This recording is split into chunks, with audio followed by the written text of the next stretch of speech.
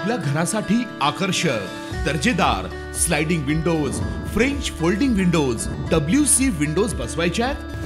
तर मग यासाठी नाशिक मध्ये एकमेव आणि अद्वितीय असे एकच नाव, शिवाय एंटरप्राइजेस।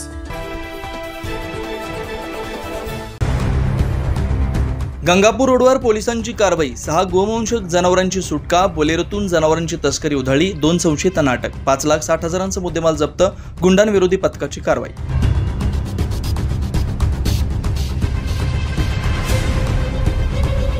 नाशिक शहरात गोवंश जातीच्या जनावरांची तस्करी रोखण्याच्या आदेशानंतर गुंडांविरोधी पथकाने मोठी कारवाई केली आहे। गंगापूर रोड परिसरात सापळा रचून 6 जिवंत गोवंश जनावरांची सुटका करण्यात आली आहे। 2 संशयित आरोपींना अटक करण्यात आली आहे। दिनांक 27 एप्रिल 2025 रोजी गुंडांविरोधी पथकाला गोपनीय माहिती मिळाली की गिरणारे गावातून गंगापूर गाव मार्गे नाशिक शहरात गोवंश जातीची जनावरं कत्तलीसाठी नेण्यात येणार आहेत। या माहितीच्या आधारे गंगापूर रोडवरील भोसला मिलिटरी स्कूल समोर सापळा रचण्यात आला।